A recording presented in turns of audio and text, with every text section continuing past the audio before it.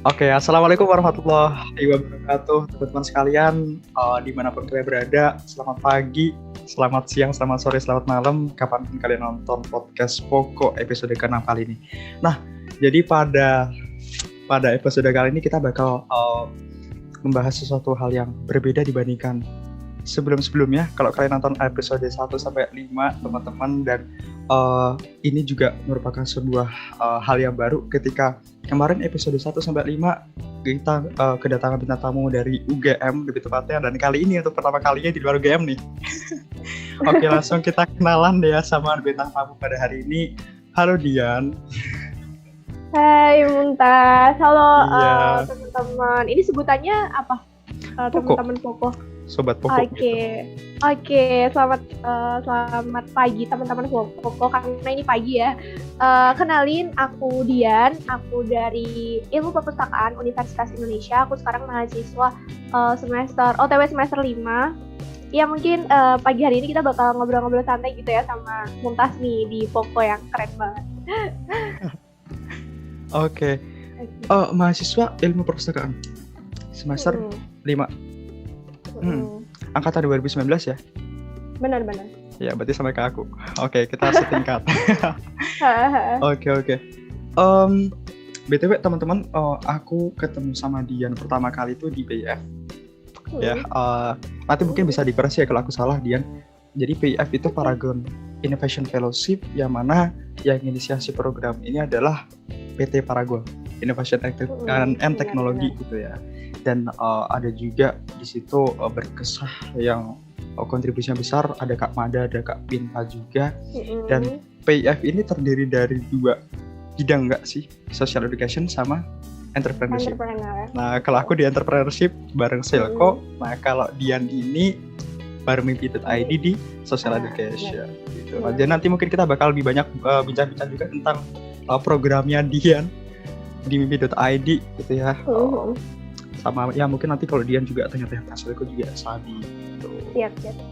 Oke, Dian ketika dulu pertama kali ketemu aku itu apa ya? Kamu pernah ngepin aku nggak sih atau nandain aku? Wah, Muntas ini kayak gimana gitu pertama kali. Oke, ini sih kan di sesi PIF itu kan kita kayak dibiasakan buat aktif atau 2 arah gitu kan tiap kali ada. Waktu itu onboarding, terus sempat ada kelas juga gitu, dan aku melihat Muntas ini sebagai orang yang cukup banyak aktif gitu ya pada saat kita dikasih sesi buat nanya dan sebagainya gitu. Dan aku kayak salut banget sih, soalnya kan kadang aku aja nih di balik layar tuh kayak sometimes tuh aku pengen aktif, tapi aku mikir banyak dulu sebelum aku ngomong gitu, karena aku sadar kalau orang-orang di dalam forum ini bukan orang-orang yang biasa gitu. Jadi aku harus benar-benar memikirkan apa yang akan aku omongkan gitu. Dan Muntas tuh kayak GC terus aktif banget sih gitu. Jadi aku kayak salut banget, ini orang aktif banget gitu. Emang dia gitu enggak? Sih. Iya, lebih aktif kamu sih ya. Oke, Dian tuh juga aktif BTW, beberapa kali juga nanya, dan salah satu yang paling sering gak sih? Kayaknya malah. Enggak juga. Enggak tahu. Oke deh. Jadi ada beberapa topik juga yang bakal kita bahas. Nanti mungkin Dian bisa cerita tentang pengalaman pribadi, kemudian juga tentang Mimpi.id-nya, sama nanti mungkin kita bakal ada spill dikit nih tentang PIF gitu ya. Nah, dari tentang pribadi dulu nih. Ketika dulu kamu di UI kan ya? Nah, nanti mungkin bisa cerita nih, bisa motivasi teman-teman atau inspirasi teman-teman yang sekarang masih SMA mau masuk kuliah gitu ya kan ya. Nah, kamu ada cerita unik gak sih ketika dulu masuk UI gitu? Alasannya kamu masuk UI, pilih UI dibandingkan univ-univ lain gitu? Oke, ini aku jawab ya. Ini unik banget sih, bisa dibilang ini plot twist terbesar dalam hidup aku pada saat itu. Karena aku tuh dulu anak saintek kan, dan aku SBMPTN itu saintek, SNMPTN saintek gitu. Dan dulu aku tuh bucin banget, bukan sama UI tapi sama IPB. Dulu aku pengen masuk jurusan teknologi pangan. Itu aku pengen banget tuh kayak, wah aku belajar SBM ya, meskipun gak serius-serius banget sih. Ya aku sadar diri aku juga gak pinter-pinter banget gitu. Terus udah kan, akhirnya aku lewat jalur prestasi juga tuh IPB, tapi singkat cerita gak pernah dapet gitu. Udah kan, kecewa banget gitu. Terus kebetulan pada saat itu aku juga lolos tes STAN tahap 2 gitu.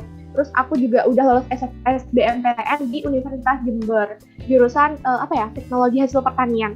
Itu sama sih kayak Tekpang gitu, jadi udah sesuai nih jurusannya, tapi ada SIMAK gitu. Kayaknya sayang gitu kalau misal aku nggak ikutan tahun ini gitu, kenapa nggak coba aja gitu. Tapi kalau aku ikutan Saintek kayaknya otomatis nggak lolos deh gitu, soalnya kan SIMAK susah ya. Terus aku kayak, oh kalau misal aku mau nyoba kayaknya aku mau sosum aja gitu, karena aku merasa kalau sosum ini bisa dipelajari dadakan gitu, padahal kan enggak gitu. Ya udah akhirnya pada saat itu sambil nunggu ini sih sambil daftar ulang di Jember, sambil prepare buat tesan yang kedua itu, aku prepare juga buat SIMAK ini gitu. Tapi waktunya tuh udah tinggal berapa ya, semingguan gitu, dan aku ngambil sosum itu tau gak sih kayak nggak tahu gitu loh aku mau ngambil jurusan apa, karena aku emang nggak explore sebelumnya gitu kan, dadakan banget. Terus akhirnya udah aku belajar seminggu dan aku ngambil waktu itu manajemen, ilmu administrasi niaga, sama ilmu perpus. Nah ilmu perpus ini adalah pilihan yang cukup dibimbangin gitu sebelumnya, karena aku nggak tahu pilihan tiga mau ngisi apa. Ya udah ini ngisi ilmu perpus lah, diskusi sama teman-teman gitu. Udah kan simak belajar 7 hari, dan itu aku waktu itu punya Zenius gitu, masih ada gratisan Zenius bekas bekas belajar SBM gitu. Akhirnya aku pakai kan buat yang itu. Udah belajar, abis itu tes, dan aku kayak tesnya tuh tau gak sih kayak karena aku nggak niat banget, jadi nggak beban gitu, ya udah jalanin aja gitu. Apalagi waktu itu ada esainya juga kan. Sotoy banget tuh berangkat ke Surabaya ngerjain soal, udah matematikanya aku pasangin semua, terus abis itu udah terus kerjain, ya udah kayak dilupain aja gitu, kayak nggak kepikiran karena aku emang nggak pengen masuk UI sebelumnya. Dan aku sadar diri gitu loh, UI itu terlalu jauh dari jangkauan aku gitu. Udah akhirnya pulang aku mimpi tuh, pulang naik kereta aku mimpi abis sholat subuh tuh aku tidur, terus bangun tuh aku mimpi buka pengumuman SIMAK tuh kayak ijo gitu, dan singkat cerita beneran dapet ijo gitu. Udah masuk kampus, abis itu kayak wah kerasa banget gitu euforia maba gitu, tapi aku kayak nggak bahagia gitu loh, tau nggak sih, kayak aku nggak tahu kenapa, nggak punya alasan kenapa aku harus bahagia di sini gitu, kenapa aku harus senang masuk UI gitu.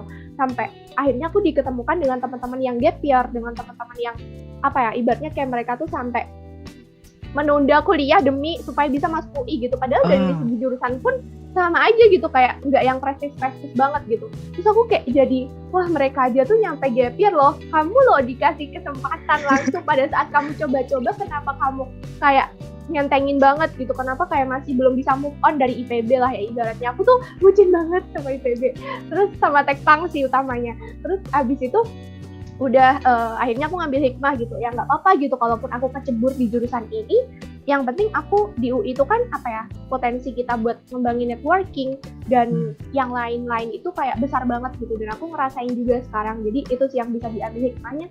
Iya, sekarang lagi berjuang juga buat stay di jurusan ini gitu ya. Gimana sih caranya biar bisa survive gitu di jurusan ini, karena emang awalnya bukan pilihan aku gitu. Terus sih. Oke.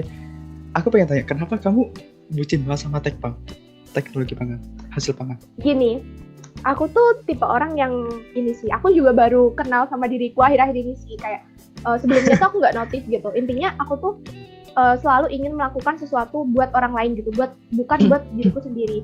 Nah, alasan aku kenapa dulu milih Tekpang dan aku nggak punya pilihan jurusan lain selain Tekpang, karena aku di masa depan itu kayak pengen kerja yang nggak buat memperkaya diri sendiri, tapi juga gimana caranya aku bisa ngebantu orang-orang di sekeliling aku gitu. Kalau misal kuliah Tekpang kan kayak itu kan kayak bisa bikin industri makanan gitu-gitu. Nah, aku berharapnya nanti aku bisa buka lapangan pekerjaan buat orang lain gitu. Tapi ya udah ternyata nggak dapet gitu. Ya udah mungkin nanti aku bisa mewujudin mimpi aku dalam bentuk yang lain itu sih.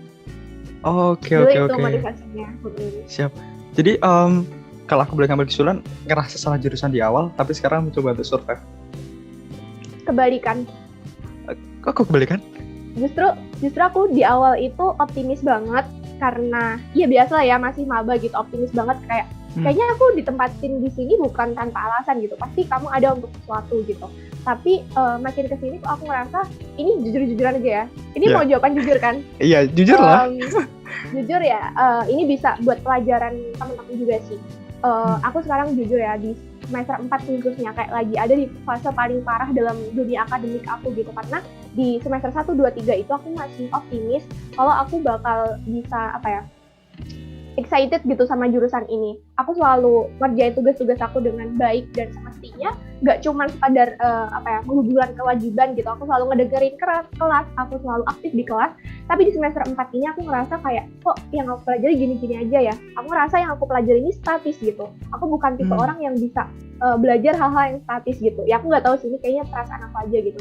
Bukan masalah prospek kerja, tapi aku lebih kayak yang aku pelajari ini bukan aku banget gitu, lebih ngerasa kayak gitu. Terus udah kan akhirnya kayak ngomel, akhirnya aku kelas nggak pernah dengerin tugas ngerjain, tapi sekadar menggugurkan kewajiban.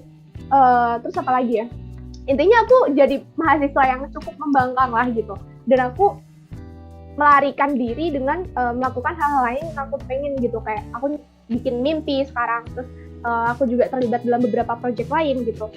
Udah tapi anehnya IP aku di semester ini tuh lebih tinggi dibanding semester 1, 2, 3, dan aku kayak kaget banget. Wah, padahal tuh aku udah ini loh, ada satu matkul yang aku takut banget gara-gara aku UASnya tuh kayak fatal banget sih. Itu, tapi ternyata alhamdulillah lulus sih, kayak masih diselamatin. Nah, terus kebetulan kemarin aku udah abis ikut webinar gitu. Terus secara nggak langsung aku dapat insight dari pembicara gitu, kalau aku tuh bukan tipe orang yang mudah termotivasi. Kalau misal teman-teman tuh mau masuk PTN terus bikin sticky note ditempel di dinding gitu, pasti kayak jadi terpacu. Kalau aku bukan tipe orang yang kayak gitu, kayak kalau nggak motivasi internal atau hal-hal yang benar-benar menampar, aku nggak bakal mengamini itu gitu. Nah, kemarin aku dapat ini sih kayak omongan pembicara gitu, kalau misal ya minimal kamu harus bertanggung jawab sama diri kamu sendiri gitu.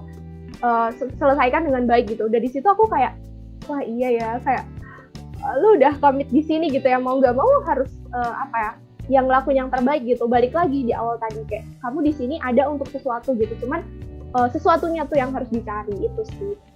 Itu. Oke. Berarti sejak semester 1 itu kamu udah nentuin masa depan kamu. Maksudnya gue ada di ilmu perpustakaan UI. Terus habis itu berarti besok udah punya rencana kalau aku lulus aku mau jadi apa? Gitu. Belum.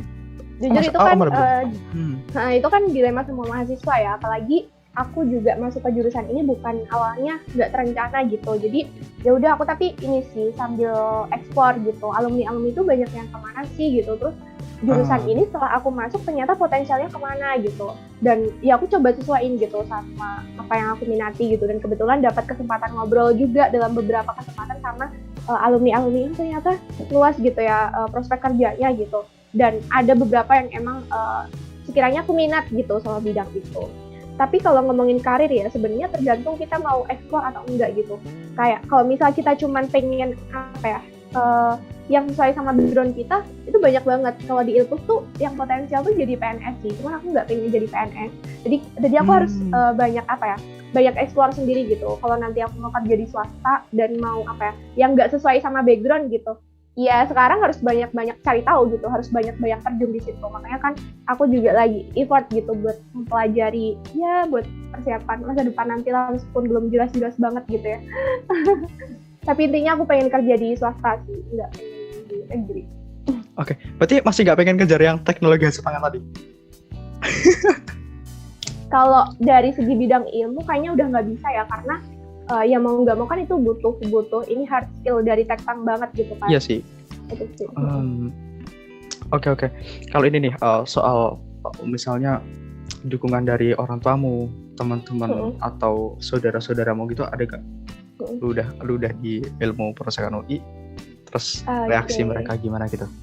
Oke. Kalau ini ya jujur supporter terbesar dalam hidup aku tuh sejauh ini masih ibu gitu. Ibu kayak yang pengen aku masuk STAN tuh ibu gitu. Tapi ketika aku udah masuk UI terus aku memutuskan buat nggak melanjutkan tes, itu beliau juga oke aja gitu. Padahal aku kayak mikirin ini aku sedang memperjuangkan kebahagiaan orang lain bukan kebahagiaan aku sendiri gitu. Jadi waktu itu aku juga agak ini sih dilema gitu izinnya. Terus akhirnya beliau membolehkan. Dan ibu tuh tipe yang nggak pernah ngelarang aku buat ngelakuin ini tuh. Padahal aku anak tunggal loh. Kayak aku tuh pulang malam nggak pernah dimarahin gitu, nggak pernah dimarahin, tapi kayak cuman ya diwanti-wanti buat hati-hati. Aku di situ kayak ngerasa dikasih tanggung jawab besar banget gitu. setiap aku memilih sesuatu gitu, dan beliau pasti support gitu. Itu sih aku beruntungnya. Terus beliau juga oke-oke aja gitu pada saat aku masuk ke ilmu perpus gitu. Pokoknya bukan tipe-tipe orang tua yang rebel lah gitu. Terus ini sih tetangga sih yang agak aku kecewa gitu ya. Sejak aku lulus SMA tuh, ini kayaknya belum UTBK. Kayak tiap kali kan aku tangga tuh memandang aku sebagai siswa yang potensial gitulah intinya. Dari sejak SD kan mereka juga tahu gitu track record aku kayak gimana. Jadi tuh tiap ke rumah tuh pasti nanya, Dian keterima di mana? Itu kayak tekanan banget aja. Lu ngapain nanya kayak gitu? Ini aja belum ujian gitu. Kayak aku kesel banget gitu. Di rumah gitu ditanya, emang sekolah kuliah di mana sekarang? Di UI Bu gitu, di ilmu pustakaan gitu. Lo bukannya kemarin lolos tesan gitu, kenapa nggak ngelanjutin di STAN aja? Di STAN enak loh ini. Kayak aku tuh udah males jawab gitu loh, males berdebat sama tetangga yang emang mereka tuh orientasinya tuh ke duit gitu. Kalau STAN kan mungkin lebih ke ini ya, lebih menjamin gitu di masa depan. Aku kayak kesel gitu dikatain gitu. Ya udah, ini pilihan aku. Terus kayak ngapain, saya tidak menyalahi kepentingan Anda gitu. Jadi mungkin ya buat tetangga-tetangga di luar sana, coba deh ya ini sih boleh sih berkomentar mereka ya. Cuman minimal nggak mengunderestimate sih itu kalau menurut aku. Dan buat kalian nih yang sering dapat omongan gak enak dari tetangga, nggak usah terlalu dipikir gitu, karena ya udah, asal kalian bertanggung jawab sama pilihan kalian, jalan aja, udah sih. Berarti ternyata memang bener ada ya. Ini pertama kali aku dengerin dari orang lain kan. Ternyata omongan tetangga bener-bener pedes. Karena tetanggaku nggak gitu tuh ya. Benar. Waduh, tetanggaku malah support. Oke deh, oke. Luar biasa. Itu kisahnya ketika masuk UI sampai sekarang ada di ilmu perpustakaan UI ya. Luar biasa banget. Oke. Intinya kalau setiap orang tuh pasti memiliki jalan hidupnya masing-masing, dan ya setiap insan tuh memiliki jalan ceritanya masing-masing. Ini salah satu quotes yang selalu aku ingat sih itu. Nah, kalau kita bicara tentang kehidupan di kampus, kamu berarti kemarin ketika semester 1 sama semester 2 masih ke Jakarta berarti ya? Ke Depok? Iya, benar. Oke. Kalau di sana ngomongnya gua lu atau tetap aku kamu? Aku kamu aja. Kalau di sana? Sekarang nih. Iya, kalau di sana ya. Ini menarik sih. Oh ya, kalau orang Jabodetabek tuh sungkan kalau misal diajak ngomong aku kamu, itu kan kayak bisa bikin baper gitu kan ya, katanya buat orang terdekat aja. Awalnya aku nggak tahu gitu, kayak ya aku pakai aku kamu lah, orang aku anak daerah gitu, masa tiba-tiba lancang pakai gua elu gitu.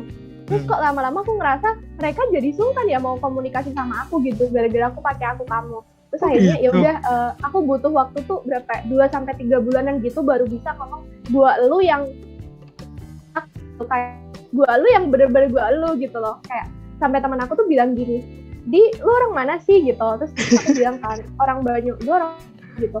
Nah, tapi kok gue gak ngeliat logat Jawa lu gitu. Kayak, kok emang iya gitu.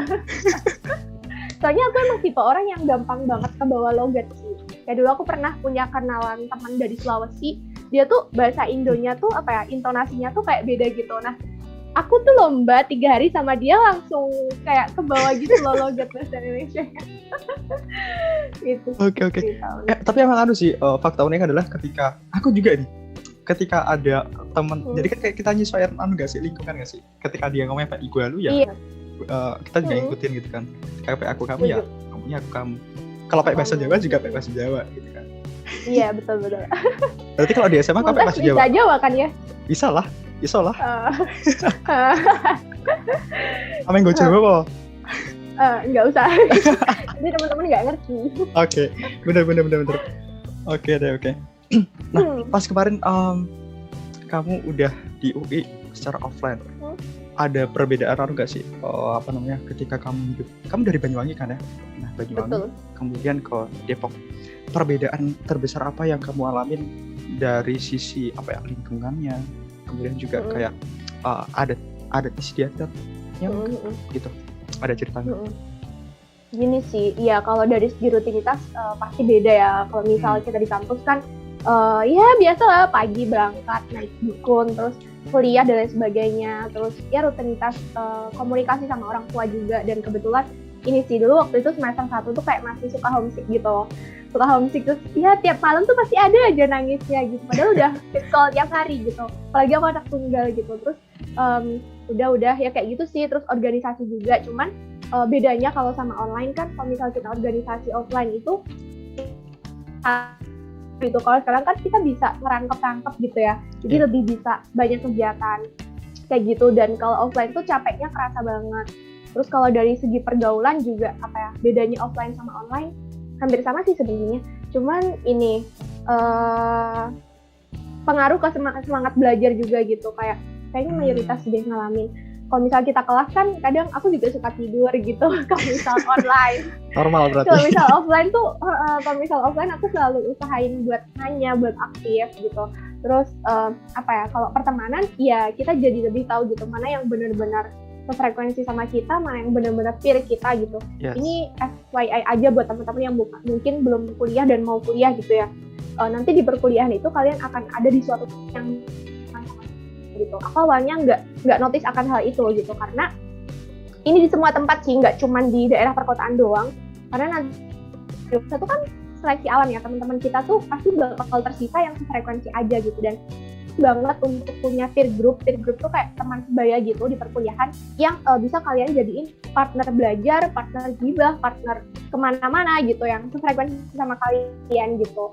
Dan kalau misal nih nanti kalian merasa ada circle yang kurang bisa menerima kalian, it's okay gitu, jangan terlalu mengkhawatirkan itu. Yang penting kalian udah punya support system, udah punya peer group sendiri yang yang benar-benar nge-support kalian gitu. Karena yang aku alamin di waktu aku kuliah offline kayak gitu. Aku awalnya ngerasa aku anak daerah bakal ketemu teman-teman se-Indonesia dari daerah lain juga, kayaknya bakal mudah deh bondingnya. Wah ternyata tidak gitu.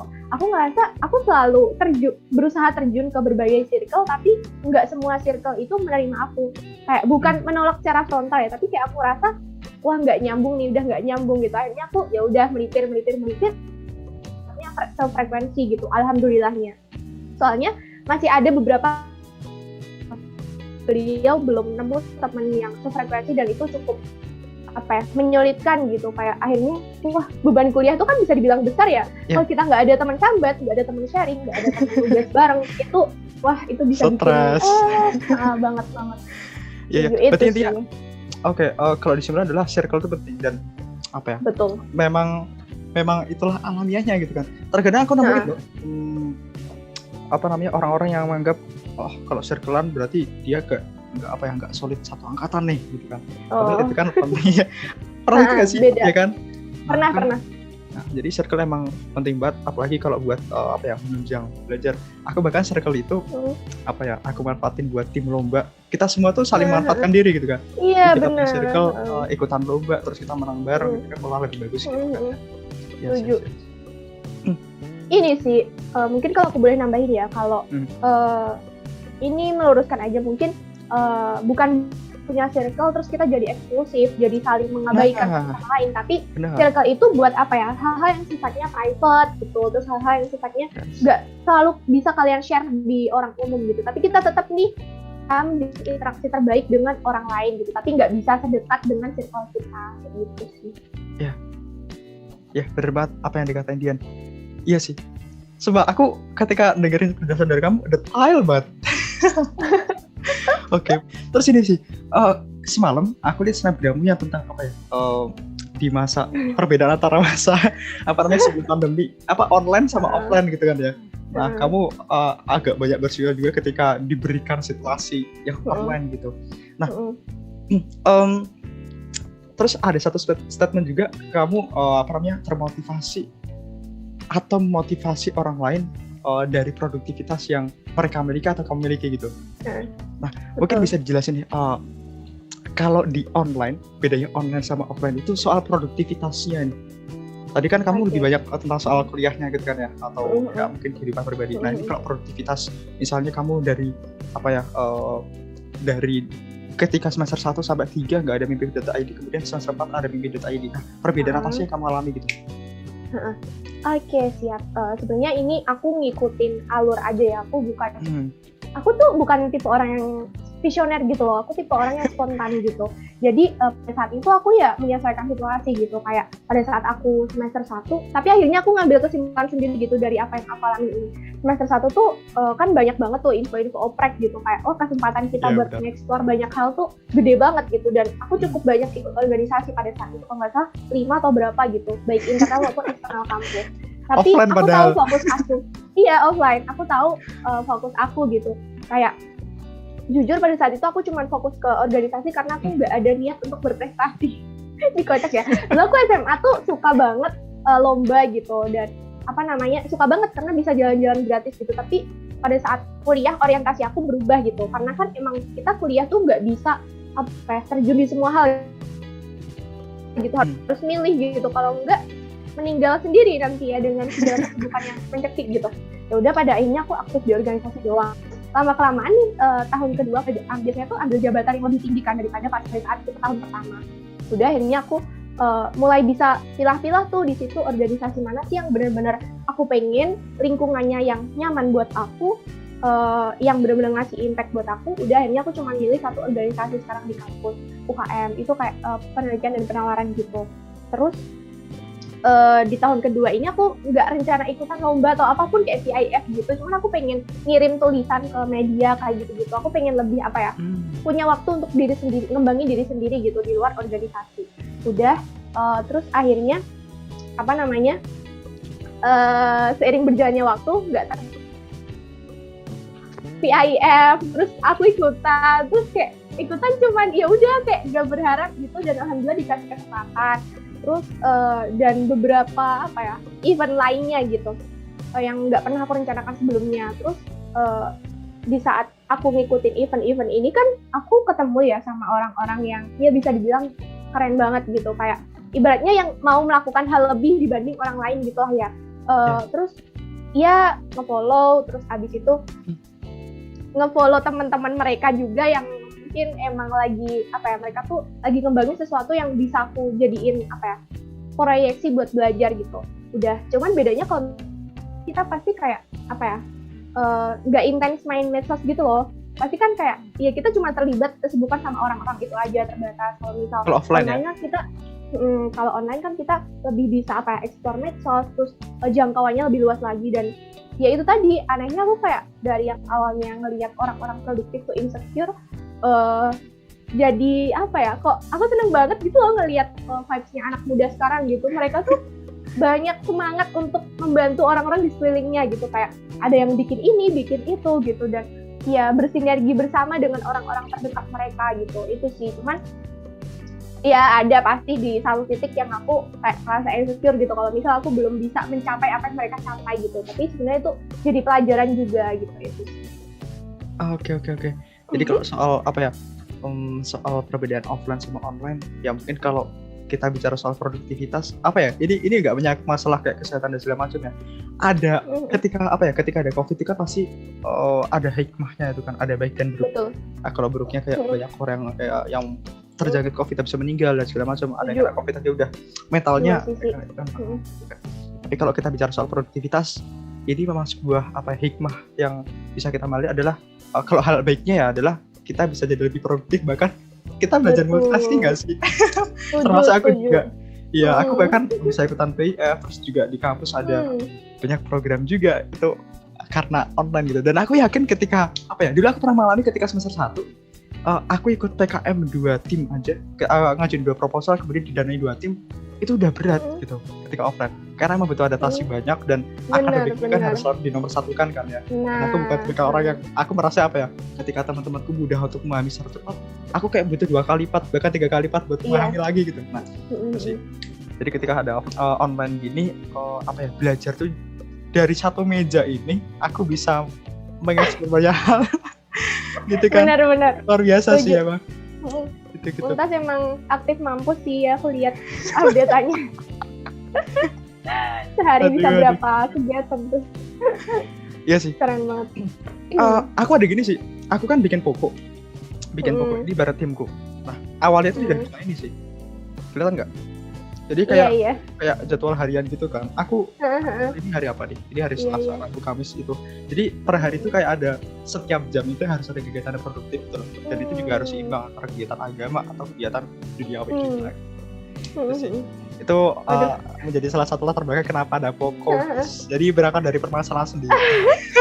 Iya, bener Gitu. sih. Nah, Ini bisa ini aku harus belajar dari Muntas nih soal bikin plan gitu ya. Soalnya aku bukan planner. Nggak bisa. oke, nanti Ana ya bisa beli produknya Poko. Siap, insya Oke deh. Allah. Oke, kita lanjut ke pembahasan. Nah, kalau tentang kehidupan sehari-hari tadi, kalau berbicara soal tadi kan produktivitas gitu ya. Nah, kalau soal apa ya faktor kesehatan nih kayak dari jasmani, rohani, kemudian juga mentalitasnya, itu ada pengaruh besar atau enggak ketika online ke offline? Jadi misalnya nih, kamu dulu sering olahraga, sekarang kayak gimana? Atau bahkan kebalikannya, dulu nggak sering olahraga, sekarang jadi sering. Apa aja gitu? Kalau dari sisi kesehatan yang kamu tahu dulu. Ini mental sama jasmani ya? Ya, jasmani, rohani, mental, pasti ya sama aja kan? Oke, siap. Mungkin ini dulu ya, ke jasmani dulu gitu. Alhamdulillah aku nggak punya penyakit yang serius atau aneh-aneh gitu, dan aku tipe orang yang jarang sakit gitu. Meskipun aku forsir diri aku tuh kan jarang banget makan, terus hobi banget begadang gitu, kayak ibu tuh di rumah rutin banget ngomel gitu. Harus diubah. Nah iya, makanya rutin banget ngomel. Soalnya aku kayak takut nyesel gitu loh kalau misal malam tuh aku pakai buat tidur, soalnya malam itu sumber ide-ide yang bagus gitu menurut aku ya. Iya, terkadang juga mikir gitu loh. Nah iya kan, takut Iya. gitu gak sih buat tidur, kayak jadinya tuh jam tidur aku tuh sama sih balik gitu. Iya. Cuman alhamdulillahnya nih, aku nggak tahu ya kalau kedepannya ya nauzubillah dari jangan sampai punya penyakit serius gitu, jangan sampai lah ya. Cuman aku tuh orang yang mudah sakit kalau yang diserang tuh pikiran gitu. Kalau misal aku lagi sakit hati atau ya lagi galau-galau gitu, pasti aku kayak gampang banget sakit gitu. Tapi pas aku nggak makan, aku begadang, biasa aja gitu. Itu sih, jadi alhamdulillah nggak ada apa ya, dia masih sehat-sehat sampai sejauh ini. Dan aku juga bukan orang yang melakukan aktivitas jasmani kayak olahraga gitu-gitu. Aku tuh terakhir olahraga tuh SMA asli. soalnya kuliah itu aku kebetulan nggak ada matkul olahraga gitu, nggak kebagian matkul olahraga juga. Itu sih. Terus kalau rohani ya apa ya, bisa dibilang lebih intens juga sih daripada offline gitu, karena kan offline kan kita mobilitasnya tuh padat banget gitu, jadi kadang ibadah tuh buru-buru gitu. Kalau misal di rumah bisa lebih khusyuk lagi. Terus mental, ini mungkin sharing pengalaman aja sih, aku nggak tahu ini kliennya tuh kayak gimana, tapi aku tuh ngerasa kalau aku tuh ekstrovert banget ya pada saat aku di rumah ini gitu. Aku ngerasa selalu butuh energi dari orang lain gitu. Aku tuh kan orangnya julid ya, kayak apa ya, receh, julid gitulah, heboh gitulah orangnya ya, kelihatannya banyak omong gitu. Terus di rumah kayak aku nggak ada teman ngobrol, apalagi nggak ada saudara juga, paling cuma sama ibu ya, kayak gitu doang. Terus cuman ya ngobrol pas meeting kayak gitu-gitu doang, kan nggak bisa lihat muka, nggak bisa leluasa julid lah gitu. Terus aku kayak ngerasa butuh banget energi gitu. Tapi apa ya udah pada akhirnya ya mau gimana lagi gitu, aku cuman berusaha ngejalin interaksi seadanya lah sama teman-teman gitu, kayak lewat medsos atau mungkin meeting kayak gitu-gitu. Terus apalagi ya, ini sih sebenarnya mau offline mau online, aku tuh tiap malam selalu meluangkan waktu untuk bersedih. Bersedih? Mau sibuk atau enggak, iya aku tuh selalu meluangkan waktu buat mindful sama apa yang aku rasain gitu. Kayak ya kalau aku misal mau nangis ya nangis aja gitu. Kalau misal lagi excited bikin ide, bikin sesuatu, memetakan sesuatu, aku bakal mindful juga di situ. Kayak mimpi itu aku bikin idenya tuh dalam satu malam. Karena aku tuh tipe orang yang enggak juga sih, orang yang impulsif gitu loh. Impulsif dan bola berpikirnya tuh harus dalam satu waktu gitu. Aku bukan tipe orang yang bisa nyicil. Ya udah akhirnya makanya aku tiap malam selalu begadang kan, karena itu aku ngerasa sia-sia kalau dipakai buat tidur gitu. Terus udah sih kayak gitu, dan alhamdulillah juga aku nggak punya apa ya, mungkin kesehatan mental yang terganggu yang berarti atau kayak gimana sampai sejauh ini belum sih, dan jangan sampai juga. Bener jangan sampai. Aku nggak statement satu hal, berarti intinya apa ya, ini bisa jadi sih fakta unik ya. Ketika kamu bangun bimi.id sama kayak apa kisahnya Ron Jogra itu, Bani Bondowoso deh ya. Aduh, gak juga. Oke. Mantap. Dan aku bikin itu bukan untuk ikut PIF, karena aku pada saat itu lagi resah gitu sama diri aku sendiri. Ini mungkin nanti ada sesinya ya? Iya, atau ada mau sesinya. Dilanjutin sekarang? Ya udah nanti aja ya, kita skip dulu.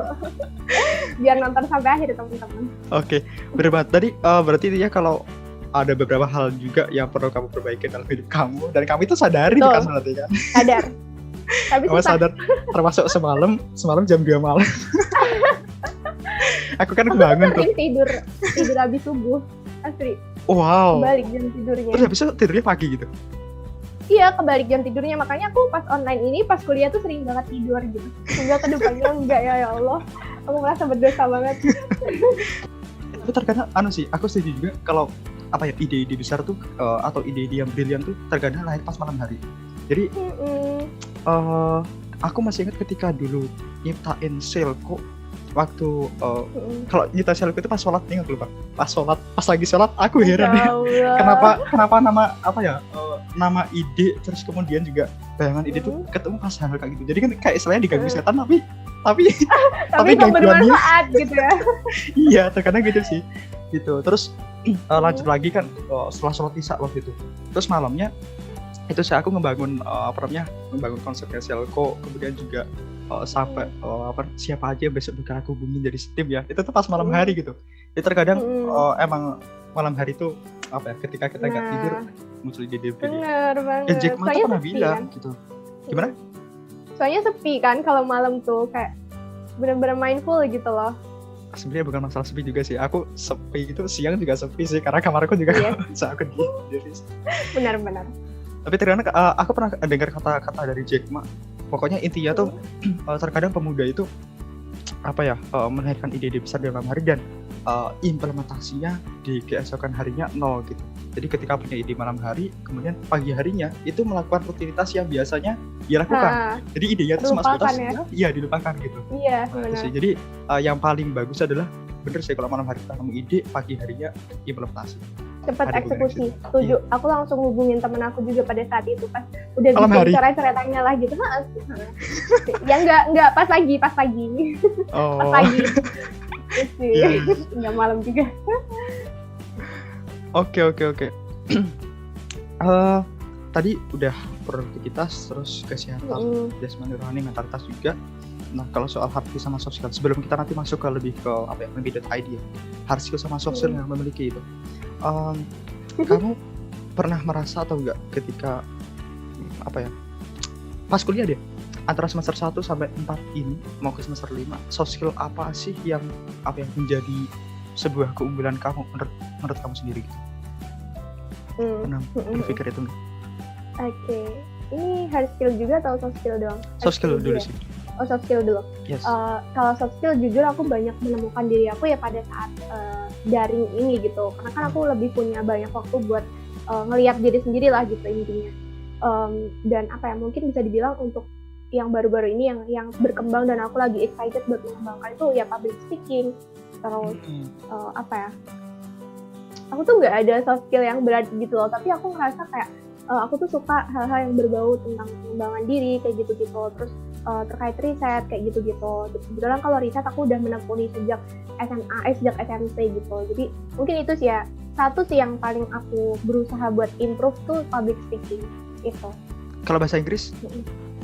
Aku bahasa Inggris bukan orang yang jago banget gitu loh. Kayak aku jujur kalau bahasa Inggris ya terkendala di speaking. Soalnya mungkin penyakit banyak orang ya. Kita tuh bukan nggak bisa tapi nggak berani ngomong gitu. Dan aku tuh harus orang yang mengonsep gitu loh sebelumnya, bukan yang bisa on the spot gitu. Itu sih, itu kelemahan aku dan lagi coba buat belajar. Soalnya kan nanti kedepannya juga ini penting buat karir dan kalau mau lanjut ke akademik itu penting banget. Nah, bener banget. Nah, jadi buat sobat pokok intinya soft skill yang paling harus kita punya public speaking itu bener banget. Kalau buat Dian tadi penting dan buat kalian juga semuanya penting sih. Jadi intinya public speaking itu kan ketika kita nggak bisa berbicara, ini contohnya nih, kalau aku nggak berani bicara sama Dian ayo kita podcastan, nggak bakal lah. Iya, nggak kejadian. Iya kan, benar. Kita nggak bisa sharing-sharing di sini gitu. Bahasa Inggris juga karena sekarang bahkan kampus, kalau di tempatku ya, kampus itu menuntut bahwa besok lulus harus udah TOEFL-nya ada targetnya berapa gitu. Jadi itu menjadi sebuah motivasi. Benar-benar. Harus dipaksa sih, harus dipaksa emang belajar. Bener banget. Nah, kalau soal hard skill nih, itu lebih ke akademik nggak sih kalau kita ngomong tentang hard skill? Jujur ya, aku tuh ini salah aku juga sih, kayak nggak ada apa ya, aku tuh cuman belajar pada saat itu doang, maksudnya kayak aku tuh cuman belajar untuk saat itu gitu, jadi sangat sedikit gitu ya hard skill akademik aku yang nyantol ke aku gitu. Cuman mungkin kalau hard skill ini ya lebih ke hal-hal yang berbau kepenulisan gitu, karena aku emang merasa passionate di bidang ini dan aku belajar karena rasa penasaran aku sendiri gitu. Lebih ke itu sih ya mungkin kalau hard skill. Lebihnya ya cuman yang nggak expert banget gitu. Penelitian juga nggak expert sih, cuman aku banyak belajar di situ. Kalau dari ilmu perpus, apa ya, nggak tahu juga sih, mungkin ya kayak bikin codingan gitu-gitu, tapi juga biasa-biasa aja. Oh, ada codingan? Iya, jadi tuh kan kita tuh manajemen informasi ya. Nah, informasi itu kan bentuknya kayak macam-macam gitu, nggak cuman informasi yang kayak buku kayak gitu-gitu, macam-macam banget. Jadi untuk ngelola informasi itu kan untuk zaman sekarang kan kita butuh sistem gitu. Jadi aku tuh juga diajarin gimana caranya bikin sistem yang nanti bakal digunain di lembaga informasi kayak gitu-gitu. Contohnya kayak bikin website kayak gitu-gitu. Cuman bahasanya bahasa sederhana, bukan bahasa yang kayak Python gitu-gitu yang ribet-ribet banget gitu. Paling diajarin JavaScript gitu-gitu. Terus Bootstrap, kayak gitu, HTML, CSS, kayak gitu-gitu, yang sederhana. Itu. Oh, dulu semester 1, 2. Belajar UI, UX, kayak gitu-gitu. Ah, iya. Ayahku tuh juga lulusan D3 ilmu perpustakaan UGM. Oh gitu. Iya, dan aku nggak pernah tahu sih.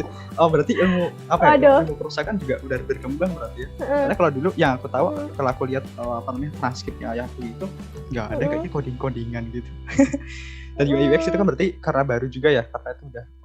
Ini sih katanya tiap unit prodi di tiap unit itu kan meskipun sama kadang kiblatnya beda-beda ya. Iya kalau sih. Misalnya di UI itu, kalau di UI itu emang kita inputnya tuh kayak teknologi oriented gitu. Dan apa ya? Ya mungkin karena jurusan aku tuh bisa dibilang multidisipliner juga, kita tuh belajar manajemen dan lain sebagainya gitu. Jadi mungkin dosen-dosennya juga berusaha buat nge-upgrade skill kita, nggak cuman manajemen konvensional tapi juga yang udah update sama teknologi gitu sih. Dan teman-teman dari univ lain udah ada juga kok yang belajar itu programming gitu, bukan programming tapi coding. Ya sama aku juga coding pakai Python aku. Nah, kalau aku mah karena teknik kan ya.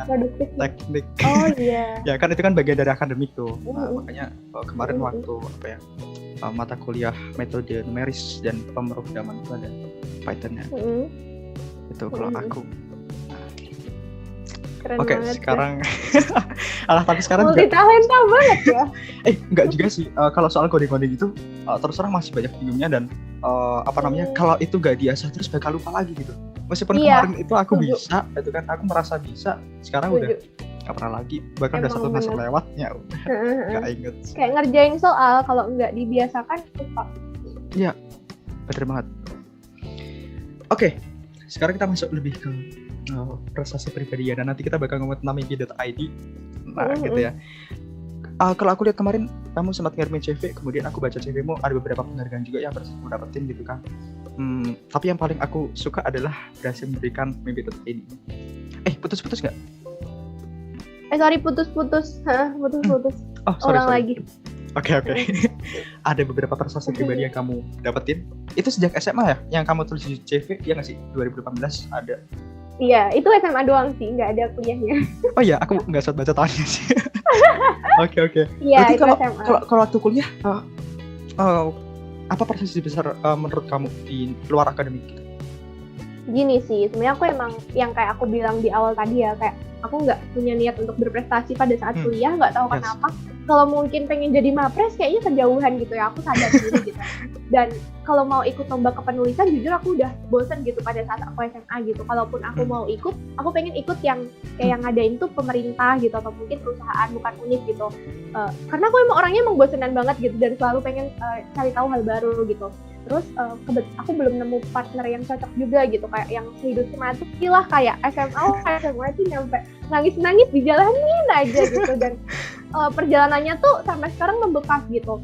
Terus udah, karena aku nggak nemu partner yang cocok, terus aku juga nggak ada semangat buat itu, ya udah akhirnya aku memilih untuk ya udah jalanin yang aku pengen dulu sampai aku ketemu di PIF gitu. PIF ini kan bisa terbilang kayak kompetisi juga gitu ya. Terus ada satu lagi yang apa namanya bisa terbilang kayak kompetisi juga. Itu sih mungkin ya pencapaian terbesar aku sejauh ini yang benar-benar sesuai sama apa yang aku mau itu di PIF gitu. Oke. Tapi emang Karena bawa project kan. Bener banget. Dan aku juga merasa PIF meskipun mungkin ya nggak semua orang menganggap mungkin apa ya PIF itu sebuah program yang mungkin setara sama kamu tahu Young Leaders for Indonesia, kemudian XL, ketika XL Young Leaders itu kan kalau bagi iya bener banget, aku juga merasa itu keren. Tapi terkadang gini sih, aku udah mensyukuri kayaknya aku nggak perlu jauh-jauh ke sana. Kalau aku lihat Young Leaders for Indonesia, kemudian XL Future Leaders dan sebagainya, itu ketika apa ya orang-orang menganggap itu yang masuk sana atau yang keterima di sana luar biasa. Aku juga nganggap gitu sih. Tapi ketika aku ketika udah dapet PIF ini, kayaknya kita setara deh sama mereka gitu. Kayaknya enggak. Aku terserang punya sebuah ambisi juga. Kayaknya kalau masuk sana aku bakal bisa lebih berkembang. Gitu. Salah satu pandanganku kalau lihat orang-orang yang masuk XL kemudian Astra juga, gitu kan. Mereka tuh kayaknya luar biasa. Berarti yang keterima di sana emang benar-benar orang pilihan gitu. Dan aku pengen kayaknya bisa nih kalau gue setara sama mereka gitu kan. Nah, tapi ketika udah diterima di PIF, kayaknya kita udah setara sih. Udah terjawab. Iya. Iya bener. Jadi kayak udah hasilnya setara karena ini kan di bawahnya Paragon juga, dan ketika aku lihat teman-teman di PIF termasuk Dian juga. Wow. Kayak semuanya bisa saling inspirasi gitu. Iya sih. Gitu. Setuju. Oke. Kalau tentang ini nih, event atau organisasi yang kamu ikutin selama ini, kalau sekarang apa sih yang lagi kamu fokusin sekarang di organisasi di kampus gitu? Aku lagi ikut ini UKM. Jadi lagi lagi ikutan UKM di bidang sih kalau buat di kampusnya. Udah itu aja. Kalau BEM gitu, aku sempat lihat juga. Dulu tahun pertama itu aku ikutan legislatifnya sih tingkat kampus gitu, tapi setelah aku pilah-pilah lagi ya semester tahun kedua nih kayaknya aku mau fokus di eksternal kampus aja gitu, jadi aku cuma ngambil satu yang benar-benar aku mau gitu dan UKM gitu. Oke. Berarti udah tahun ketiga nih ya, mau tahun ketiga OTW. Cepet banget gak sih? Iya ya. Gak terasa. Iya sih, masih ingat gak sih ketika dulu join di kampus ngerasain ospeknya, sekarang udah tahun ketiga. Benar. Waktu berjalan cepat.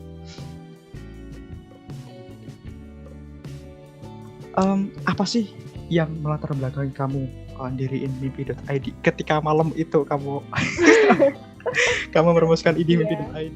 Ide kasar gitu. Ini mau dibawa kemana? Fokusnya mau kemana aja? Terus divisi yang diperluin apa aja? Orang-orangnya siapa itu aku belum tahu.